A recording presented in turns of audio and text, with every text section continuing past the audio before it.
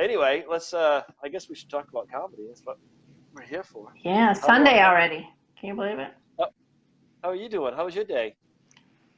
I've been busy. I tried to go outside for a little bit, but it's too hot. You know, the princess deadlines get hot. So I've been actually working. I was pretty productive yesterday and today. I'm working on this new program on resilience. I think I've mentioned that a couple of times, but oh my gosh, it's taking forever. I mean, I've been at it 3-4 weeks maybe. And it's not that I'm just sitting down and writing an hour set, which I am. That's all I'm doing. But there's just a lot to it. Corporate comedy is a wonderful thing to do, but you can't just like sit down, write a couple jokes and go, okay, I'm going to take it to the stage now and see how this is. Because if they're going to pay the big bucks, they're expecting, they want to learn something too. So I have to do motivational stuff and teach a lesson and make it funny. And it makes my little brain hurt. So that's why I was trying to channel. So I'm excited about it, though. Hopefully I can get it done and get some stage time before the end of the year. Excellent. Oh, there you go.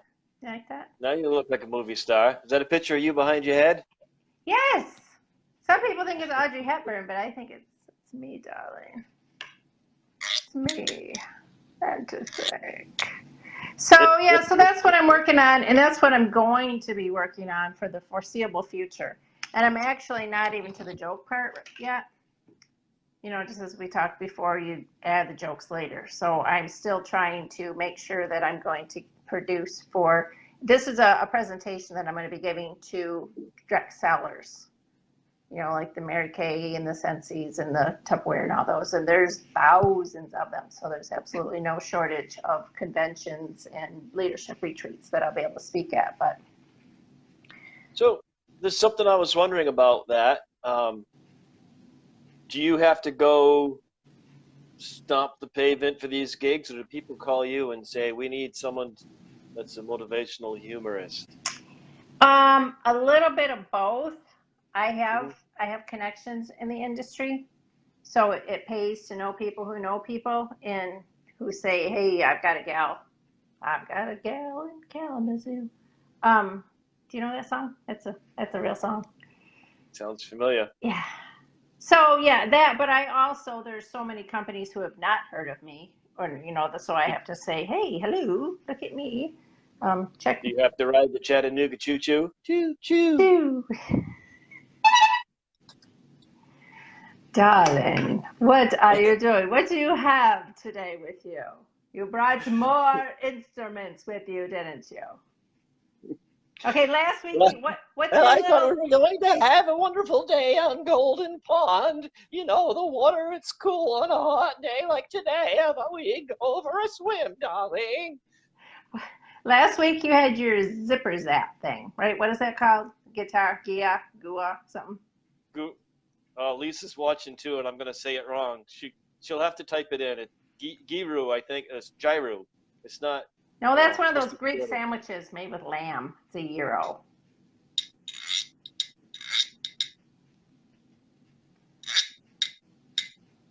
So on your So yes, I have an electronic press kit, and I have to promote myself, just similar to like how you guys do in the clubs. But I have to get a hold of the event coordinators and send them videos and the whole bit. And then I'm packaging this presentation in such a way that shows, who the audience is, what my credentials are professionally, what my credentials are personally. Say, speaking of resilience, so I have to bring in some personal crap. Because you can't just say, oh, I lived out of my car, my green wagon, which I did.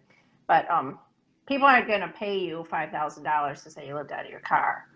They will pay you to encourage them to say, here's a bunch of crap that happens in business and in life, and so I can work in there that things have happened, and therefore that which doesn't kill you, makes you stronger. And here's how you can transfer that into your own business and keep on trucking. So that kind of leads into my next question was, do you write all your own material, or do they tell you that this is the topic that we need you to address corporate people with, and you need to tell them how to do this or that, and then make it based on what they tell you.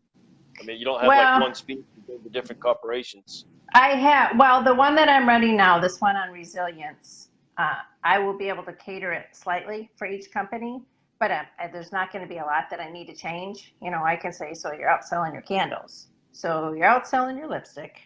So, you know, I mean, so there's not a whole lot of tweaking that needs to be done. But if I approach them and I say, okay, here's the package, here's my pitch, and it's on resilience. And they say, oh, well, this year we're talking about booking parties, then I would not be the person for that year's convention. I'm not going to write a particular program. It's kind of like writing a book in the sense that there's just a lot of time and effort and energy that goes into it. And then my finished product that I am selling them is my program on resilience. So they would not likely, if they were to ask me to speak on something else, I probably could, but it would be more of like a breakout session, and I wouldn't be charging I'd probably make less money to just do a 45-minute Q&A on something. But more than likely, those companies are going to have somebody in-house already who can do that sort of thing. 45 minutes, is that typical? I have an hour ready, so it just depends on 45 minutes to 90 minutes in that time frame. They'll let you know how much time, and then if you're like opening, mid, closing, a lot of times conventions are about 3 days.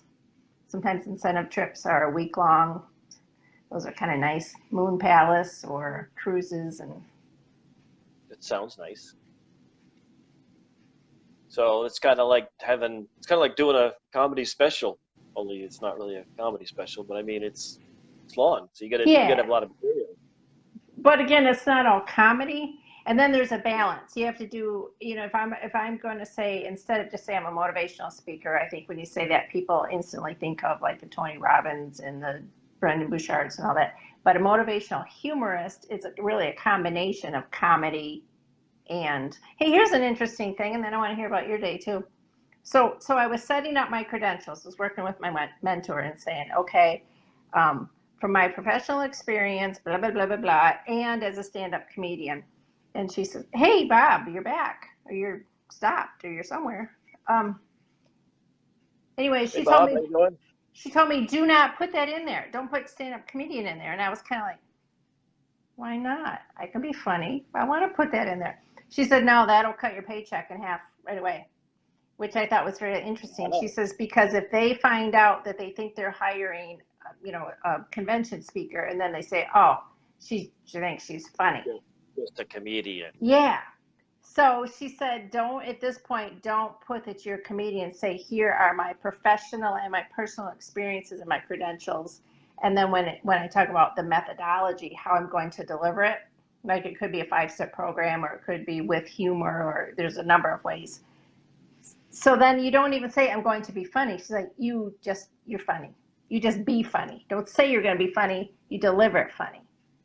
And then that way, that's just the methodology that they will remember it and have takeaways because they were laughing the whole time, as opposed to somebody standing up there saying, darlings, I'm going to talk to you now about your direct sales business. That would never work. Hey. So there you go. So I'm pretty excited about it. It's not going fast enough for me because nothing ever does, but I think it's going to according to plan, but it's kind of like, yeah, still working on it. I'm making progress every day, but I want to get on stage so yes, I can do my thing. Yeah, Bob. What about you? What's new since we talked last? Hey, Bob. Bob was riding his motorcycle all over the place. I thought he was heading out this way. And Bob, are you at home now, or are you still on the road? Because I might have a spot for you Wednesday, but I might not either, because we don't know what's going on. And that's what I wanted to mention about today. Another person joined us. Hi, Ryan. Welcome to the green room. So there's a little bit of stuff going on I can talk about. We've been doing this. I've been doing an open mic every Wednesday night, And last week, right before, no, not right before, it was like midday. The owner calls me up and says, "Well, we have a licensing issue, so we're not going to be doing." Hey, Greg, we have a licensing issue, so no comedy tonight. Bob's home, flying to the East Coast Friday. Yay! So maybe I'll have an open mic for you next week, Bob. So the Well, day of the open mic, they tell the you. day of the open mic, it was around noon, maybe 1, 2 o'clock. Calls me up, says we have a licensing issue. We can't do any comedy tonight. So I'm like, son of a gun, because the week before Is that it what you was kind of said? dead, Son of a gun. and all of a sudden he sent me a Facebook message, so I didn't really say anything. I just said okay, I think. I don't know what I said. So 2 weeks before, he canceled it because they were dead all day. Because all we made was $100 today, so we're closing the restaurant. Boom. So the next week I went and it was kind of dead. So I said, "Are we definitely doing something next week?" He's like, "Yep." I said, "I want to make sure. I don't want to, go through all the trouble of this. If you're not going to do, you got to cancel." It's like, "No, we're all set." Hey, Angel. So I said, "Great." So I took out a Facebook ad and I called No. everybody. Yeah, Again. everybody. And the best thing is I had a whole lot of people coming. I had like 7 comics lined up. I had a guy who hasn't been there in a month who brings a huge crowd of people with him. He's got a lot of friends. I don't know why. Well, he's a retired cop, so maybe it's through being a cop, but he's got a whole lot of people he brings, which is great because the restaurant's it's really quiet unless you bring people with you. I don't know why he has friends, but. And then I'm teaching a comedy class for adult ed. And my teacher said that she asked about it, and I was like, yeah, Wednesday nights. She's like, great, we'll come. I'm going to bring my friends. So then I had to turn around. I had to email, text, call, private message, however, because unfortunately, I keep in contact with everybody differently, which is a pain. I wish everyone was on the same type of media connection, make it easier. So, whatever. And then so I had to email her. That was embarrassing. And then this other guy who was he's pretty funny. He's brand new to comedy, and he's pretty funny. With the big crowd, he says, "Oh, well, that sucks." Rah, rah, rah, rah, rah. And you hear that? Are you hearing those voices again? Do you want me to get your medicine? Do you want me to call that number you left in case there's emergency? I think I need more coffee. Hey, doctor said I could only have 1 cup of coffee, so I'm not lying when I tell the doc I've only had 1 cup. Sip time, everybody. Drink them if you got them. Drink them if you got them. Yeah. So anyway, so you went through all of this trouble, all of these people, and then the venue crapped on you again. And the last time it happened, I don't know why, for some strange coincidence, the last time happened to be the first time I took out a Facebook ad. So it's like I'm not gonna be able to take out Facebook ads anymore, I guess. Don't do that anymore. Your drink's in it. So, hey, Waleek, welcome to the green room. So it was a little bit disappointing, and then they said, well, we'll let you know when we're ready to go. So I check out the Facebook page today, and there's a whole bunch of posts from people saying, "Oh, you guys open? We heard you were closed." Blah blah blah blah blah. They're like, "Oh yeah, we're open. We're all set." Like, he didn't tell me, so I sent him a private message. I said, "We on for Wednesday comedy?" And he's like, "Yep." So I email the comedian who brings a big crowd of people with him. I'm like, "This is great. That's the only way we're going to get a crowd of people." He says, "I'm not going because all my friends are pissed off, and I'm not telling them I'm going again and have them all get pissed off again." So much for starting an open mic and not having a contract, That's all right, though, because it's all about lessons learned, and look at how much experience you got out of the deal. And, you're just every step you take, you learn something to do differently next time. But that takes a lot of, I don't even know if it's balls, well, stupidity to think that they're just going to jack you around like that and then just go, okay, come back now, but then not really tell you. Hang on. So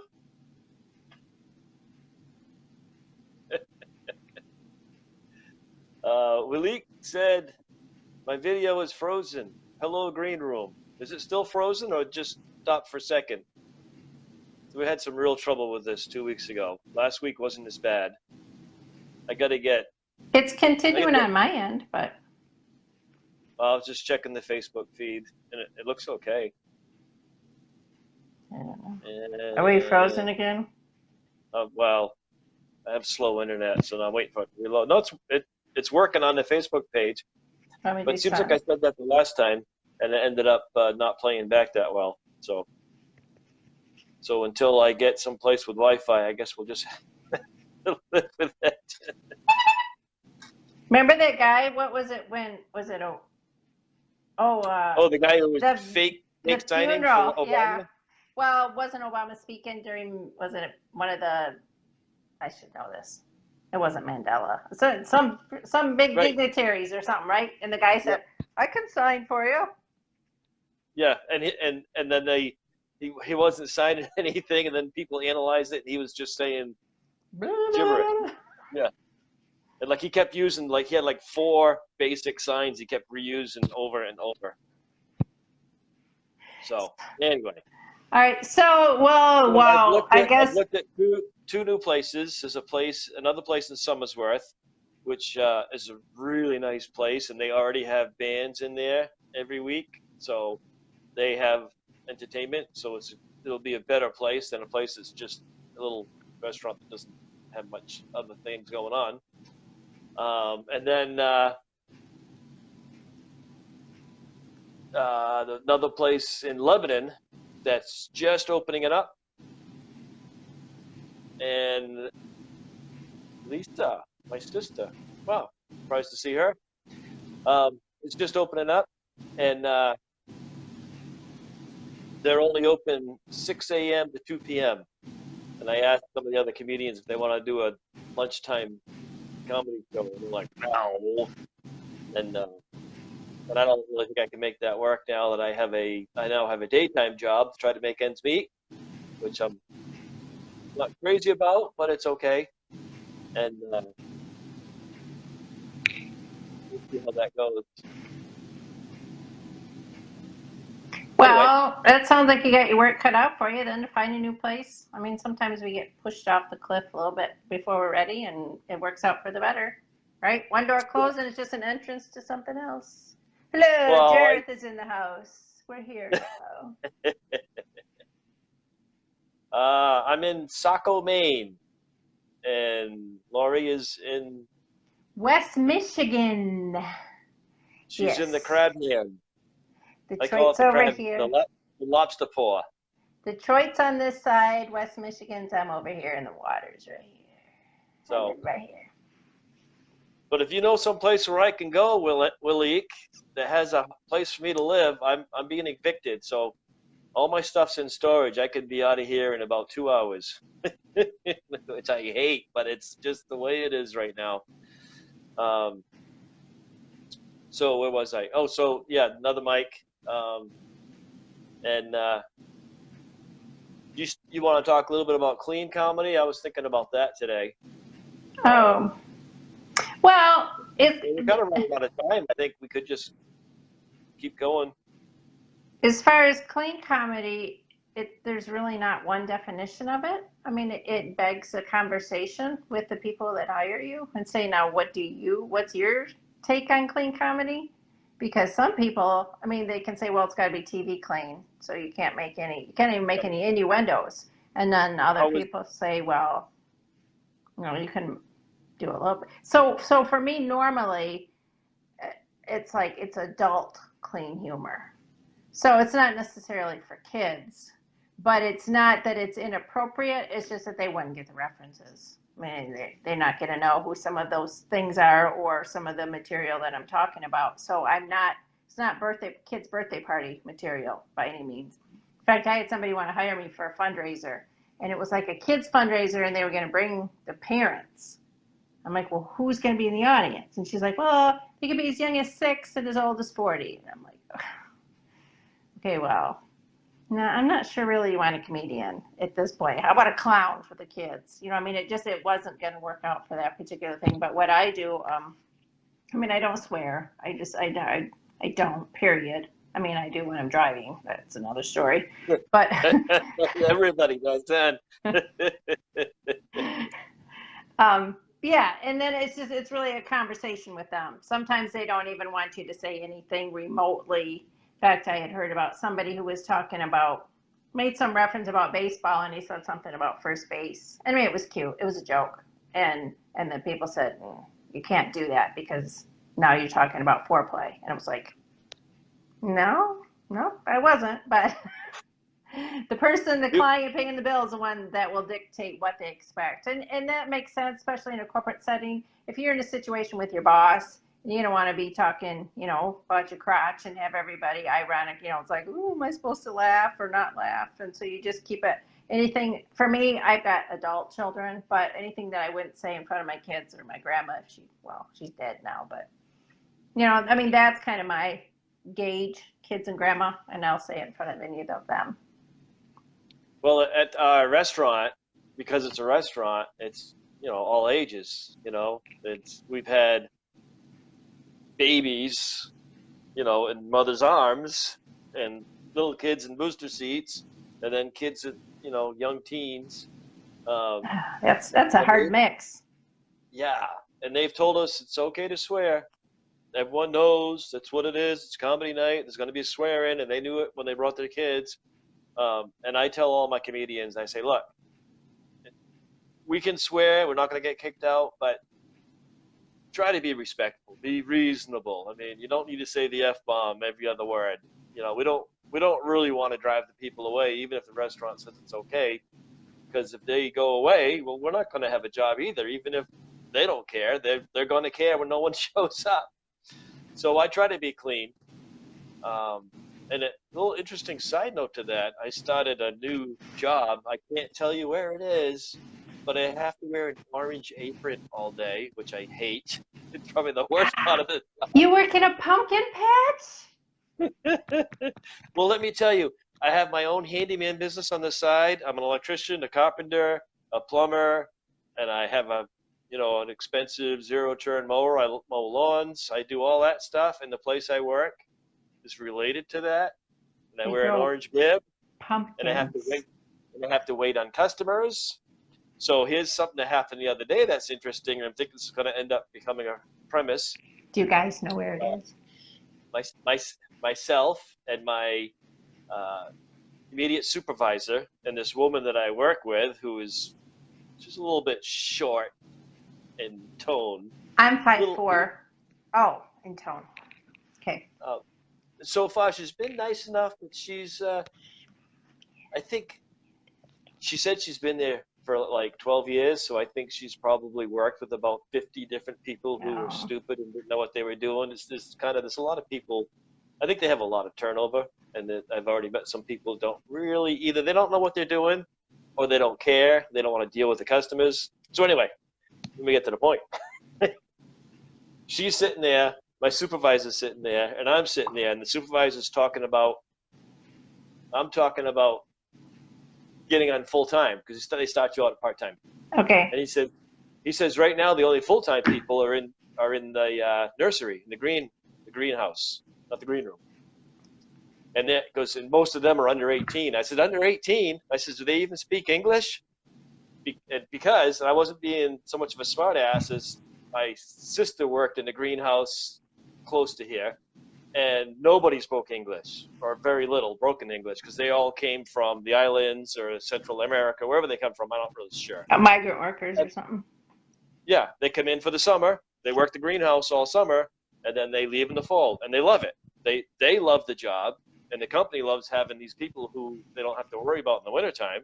It's a perfect system, although that's kind of gone to crap now, but that's another story. We're not going down that road.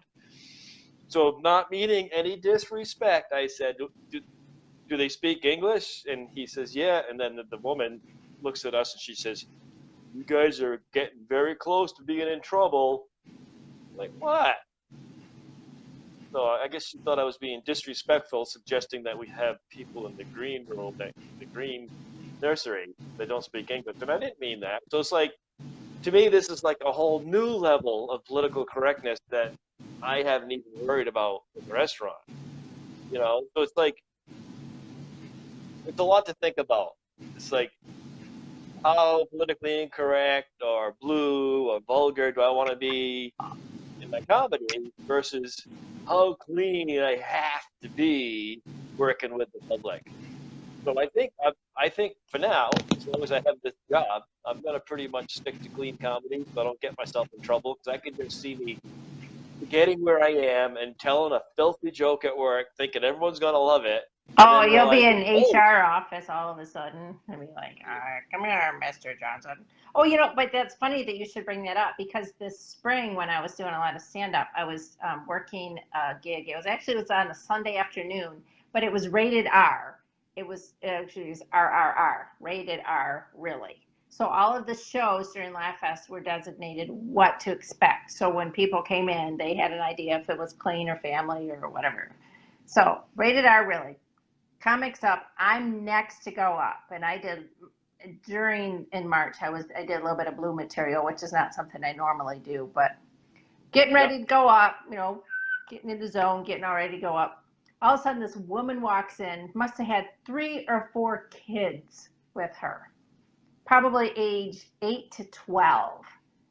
And of course, in hindsight, I was like, as a mom myself, I should have grabbed her and said, "Honey, are you aware that you're walking into a rated R comedy show?" But again, because I was next up and the guy was just wrapping up, I wasn't thinking clearly, and I was talking about blue things, and I got blue? up. You weren't talking about balls, I hope. I said something. One of the lines I know, I said something about, oh, we're talking about Brazilians and getting sugared, and I said, oh, it's kind of like anal sex. Just keep breathing, And there was just a couple other comments, and I was like, oh my word, there's these kids in here. And fortunately or unfortunately, I mean, it was too late for me to shift gears at that point. I had the right of way, I couldn't. Had I gone up a couple of comics later, maybe I could have tried to, but it was just like, it was showtime. I was walking up the stage and it wasn't, but I thought, oh, I gave those poor kids an education that day. She eventually got it and walked out with them, but it took her like 3 comics, and the comic afterwards who finally set her over the edge was really, really blue. And I thought, oh, guess you're going to have some questions in the car on the way home, Mom. But yeah, like that video that I posted of the show and tell at elementary school. Not. Oh, yeah. What grade would that have been? Like second or third? Pretty young, right? Yeah, probably more like kindergarten or first almost. They were pretty innocent. Yeah. The kid said, "I brought in my mommy's spaceship." It's a big chrome vibrator. And the teacher's like, "Put it away. We don't want to show and tell that." So Bob says that he's politically correct at work, and comedy is his release. PC, I don't overthink it, and that's pretty good. I think after I've been at this job for a while, I won't even think twice about it. Then what's he saying? He worked at Starbucks, and I asked the guy what name to write on his cup. He said, Kali Kiokish? I said, I can't. I'm just going to write fuck face. Thanks, Bob. How'd that go over? I always want to tell them my name is USA so they can just start chanting all at once when they're calling for me. Oh. Well. Comedians are the biggest group of misfits, I tell you. I think we all fit in because we never fit in. Don't you think? Checking. So Willie, he was in. Didn't I? I can't scroll with my gloves on. North Carolina, right? Is that where I went by? Well, he said, come to Charlotte, North Carolina. I don't know. Isn't North Carolina the state that's been kind of giving the transgendered people a hard time, and they're trying to pass a law that says you can't use the bathroom of your choice. That's one thing I like about Maine. Maine for a, I don't know, it's kind of a redneck state way up here. They're pretty liberal. They passed a law that says you can use any bathroom you want. Nobody can ask you which one you're using or if it's okay to use it or what your sex is, and you don't have to show anybody your birth certificate. Hell, I go to Cumberland Farms or 7-Eleven or something like that, and the men's room's busy. I just walk right into the woman's room. I don't give a crap. I mean, I want to give a crap, so that's why I do it. Oh my gosh. I don't have a TV. So unless I see something come through on Facebook, I'm kind of clueless what's happening in this wonderful state of bliss. Bob says, make elementary kids laugh during the day. I want to give the parents something to laugh at night. You quit Starbucks. I heard that was a good place to work, though, no? I mean, don't they pay for education and you get free coffee? Get to take home coffee and stuff? You PC, but you don't watch TV. Did you hear about the incident they had where there was 2 black guys and they called the police on them because they were just hanging around? Oh, Starbucks. I think they said they were waiting for a phone call or for a friend or something, and the manager freaked out, thought they were there to hold the place up or something, called the police, and there was a big to-do, and then everybody started boycotting Starbucks, and then they had to do racial that diversity training or something. I don't know. I'm probably about the most liberal, open-minded, non-racist, understanding, caring about every gender, sex, race, color you can possibly be. But there just days when I think, man, we just gotta get away from this snowflake PC. Everybody is so concerned about everything. Well, especially in this industry. If you're going to a comedy show, you should expect that somebody's going to be offended and somebody's going to laugh at it. Deal with it. And I'm not saying it's wrong, but to be PC and be considerate to everybody, but it's just sometimes when you want to tell a joke. I mean, here's how I look at it. I still love the movie Blazing Saddles. And I don't think I've ever seen a movie that makes more fun of every different kind of person that walks the damn planet. And the reason why I can say that and not feel like I'm not being, that I'm a racist or anything else like that, is because, and this is what Mel Brooks says, they make fun of everybody. He doesn't make fun of one race or, one color or one religion. He makes fun of all the religions, all the races, all the nationalities. There's almost nobody that doesn't get made fun of. He makes fun of Indians and the Irish and the Chinese, black, whites, reds, everybody. So you can't really say he's picking on somebody. But it's kind of hard to do that in a 5-minute set. They cover everybody. I mean, I suppose I could try to find a way to do that. PC is all in the approach and in the attitude. Yeah, no matter what, even if you do it in the most delicate way, somebody's still going to get their panties in a wad. But right. Like if some guy drives by in a pickup truck and I'm wearing Daisy Duke shorts and he screams out the window, "Hey, you freaking faggot!" I'm offended. But somebody else cruises by in a BMW with the top down and looks at me and goes, "Hey, fag." I'm like, "Hey." It's all in the delivery. Oh, no, right. People are so I've got a couple of millennials. My oldest is 24, and I shared some of my material with her that, I'm sorry, I thought it was funny. And she's like, "It's not funny, Mom." I'm like, "No, it is. It really is." So it's not for you then. Don't you listen. You avert your ears. I'm not talking to you.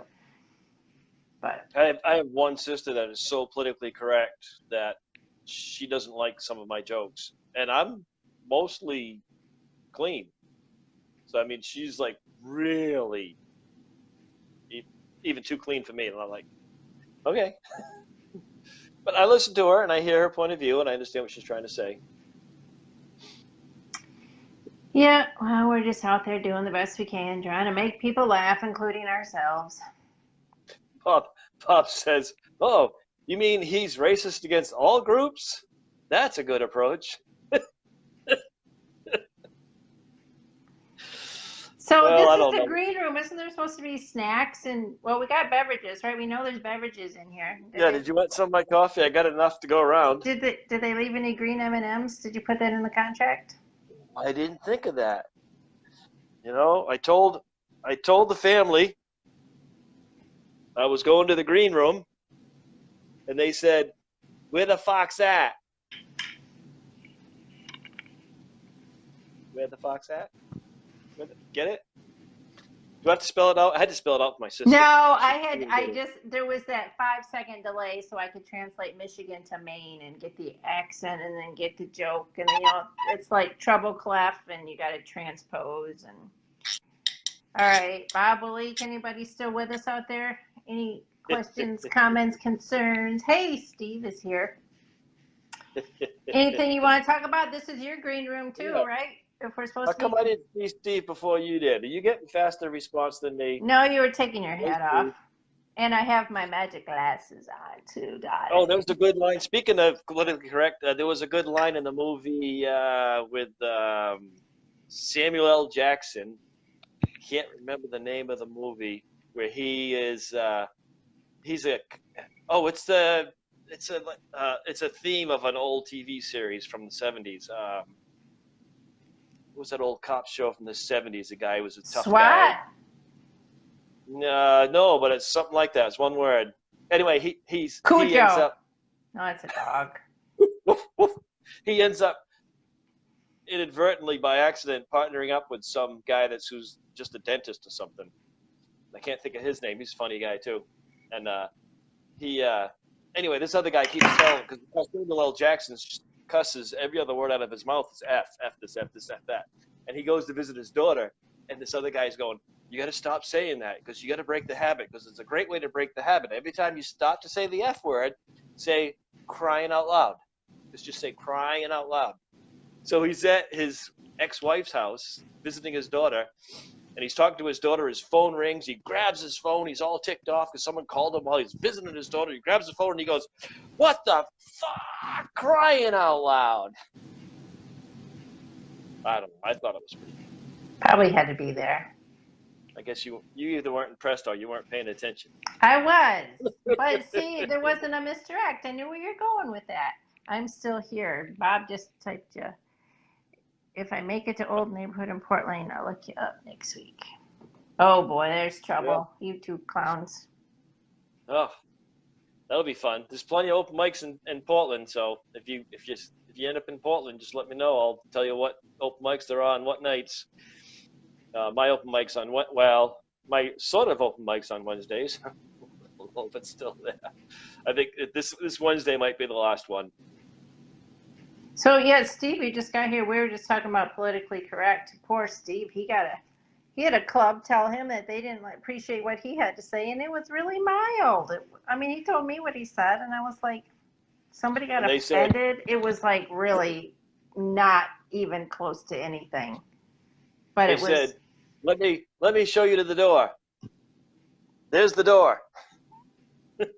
It's ridiculous, but like I said, if one door closes, it's an entrance to somewhere else. So you just say thank you and see ya. That's quite a finger you're pointing there. So anything else? I don't want to just ramble and take anybody's time up, but this is everybody's green room where we just chit chat. Yeah, and I think we had a pretty good little chat about PC, Blue Room, open mics, and corporate gigs. Did I say that right? Yes. I don't really have a totally good grasp on the whole thing that you do, but I'm learning. This is have you ever been to a convention for any company? How about S training? I did the Earhart seminar training. I have no idea what that means. We didn't talk about that. I talked to somebody about know what that means. Seminar. That was back in the '70s. Werner Earhart. Program where you Earhart. There's an accent again. You're gonna have to give me cue cards if you're gonna use that. Yeah. Now it's Landmark Education. It used to be, and then they changed the name of it. Yeah. No, like a company. Every once a year they all get together, and that's why I get to work in Vegas quite often, because I don't know about quite often, but sometimes. Q. This is Sesame Street. Q is for Quaker This is your Oats. cue card. You wanted a cue card. Wow. You know, I'm attempting to be a comedian. You can't expect me to not make a joke out of everything you say. You got a tough crowd here, though, buddy.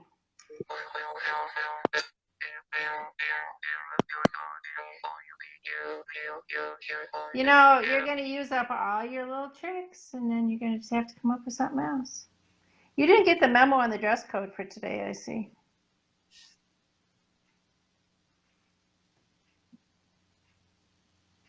What are you showing me? Are we? You can't see it? It says I've got your back. This will ruin my look. What does it say? I know, honey, I can't read when it's backwards. It says I've got your back. And he's got his back. Wow. I give you back in the back. That's hilarious. I bought a selection of comical shirts, and I wear them when I'm on stage. Even though old timers will tell you should wear plain shirts so people are looking at you and not your shirt. Okay, wait. Steve's got a question. Been asked to do a stand-up at a fundraiser for a ladies' church group. How much they asked? I was thinking 20 to 30 minutes, $100 or 10%, whichever is greater. What think you? Did you come up with that number just kind of based on industry or based on what you know they pay? Or sometimes you want to be careful not to be the first one to speak when you talk about numbers. I mean, you can obviously. Well, thanks, Bob. We love your attitudes too. Yeah. Squirrel. Bob's one of the good guys. Squirrel. Squirrel. Sorry, Steve. Money. Oh, yeah, that would be fine, I would say. But then a lot of times, if you're not sure, you can say, "Well, what's your budget?" and let them tell you. They may come back at you and say, "You know, we usually pay $200 or something," and then you'd be like, "Oh, what was?" You know, or if they say, "Oh, 50."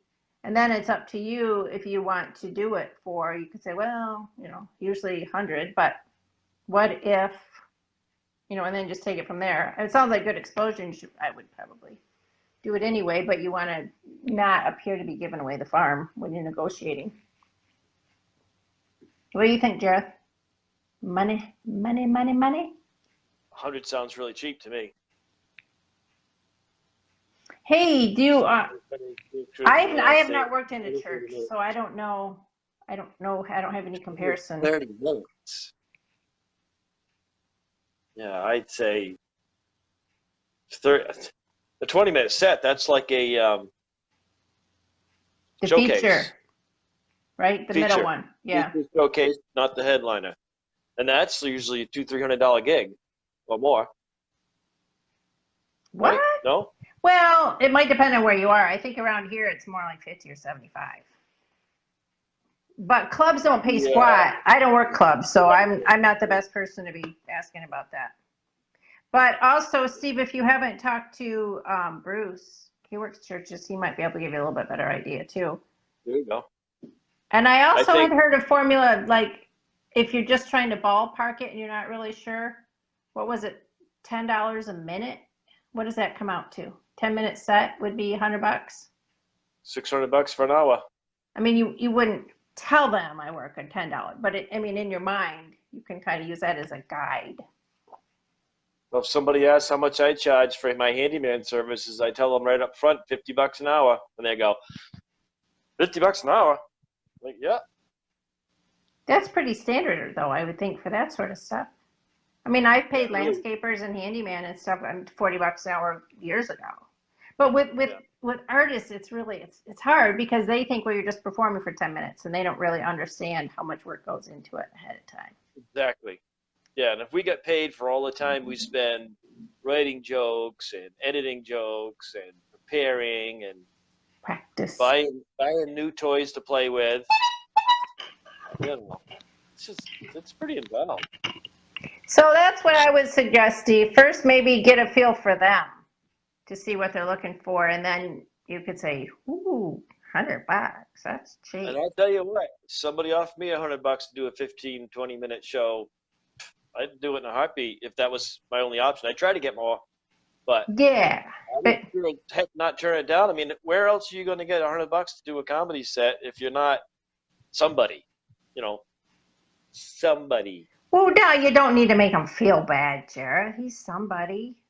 Well, I mean, he's somebody. I mean, Somebody's in the husband, industry. somebody's dad, he's somebody's. Don't say he didn't mean Well, how that, many Steve. He didn't mean you're not anybody. Steve's a nobody? He don't listen to him. Don't You listen. know what I mean? I mean, you don't have you're not a headliner. You don't have a DVD. You haven't done a special. Things that people can go out there and say, I want this. I mean, actually don't really know how much Steve's done. Maybe he has done a lot. I thought Steve was kind of relatively new at this. Am I wrong? Are you asking me or are you asking Steve? I think Yeah. he. No, I think with a church thing, this looks like it's fairly new. But as far as paying gigs, these things make my ears itch. Are you wearing your buds today? There's Yeah. buds for you. Don't they make your ears itch? They don't itch, but they're irritating.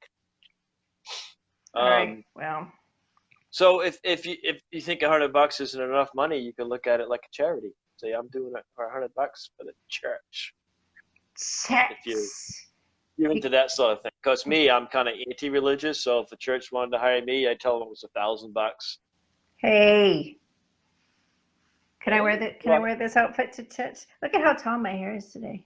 I bet I'm like 5'6". Ooh, I did this the other time. I was pointing out Audrey, and I'm like, "Hey, don't do that! Don't do that!" Remember when I said, "Hey," and then I looked at the playback, and I was like, "What is happening there?" well, I wouldn't have noticed if you hadn't have pointed it out, Well, but because you're on dad. it's all I see now. It's too hot. It's It's too all hot. anybody else is gonna see now. I don't care. I don't I care. think it is. Loud and proud. Own it, baby. But I could hit a small child if they walk past. Weight loss is a Oh, nice thing, but then you got this to deal with. I'm gonna put a rubber band on it. Does this look normal if I tuck it in?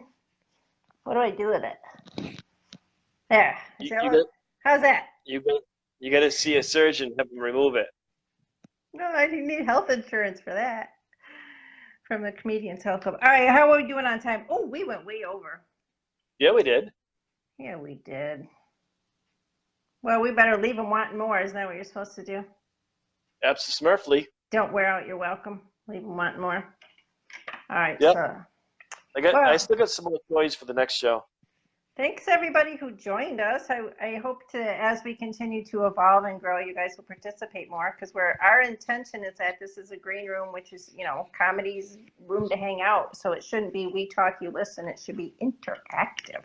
Don't you think? Yeah, yeah. And if it wasn't interactive, we could do this not live, and then we could edit it and fix all our little errors. Ah, yeah, Baba.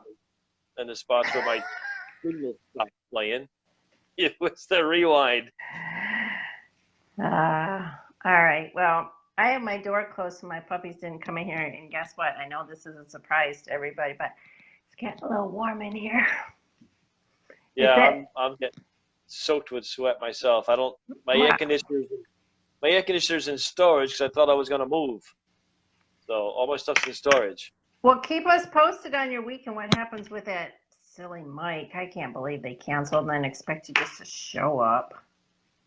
I know you just said you Yeah. weren't a religious person, so I'm going to cross all my fingers and my toes and my eyes for you and then send good vibes that something wonderful is going to happen this week. And I'm going to keep working on my presentation because it's going to be with big bucks. Nice. Great. Thanks for chit-chatting. All right. We will see you. Well, can we say during the week? Yeah, because, those of us who already know, I got to do this more once a week because we like to talk. That's why we're in this field. So, yeah, on one of our pages, we'll do a green room edition outside of this here room. But still, Otherwise, we'll be back here next Sunday. and there's lots coming up this week, right? Ian usually does Motivation Monday, Bit to Premise, Premise to Bit Tuesday, Writing Wednesday, Marketing Thursday, Hanging with Hong Friday, Q&A Saturday. Saturdays, live question and answer with Ian. And Sundays, the green room with Jareth Johnson and Larry Laughlin, Larry. That's nice. Curly and Mo. I'm taking my ears out. Laurie Laughlin. Taking my ears out. I'm hanging up now. All right.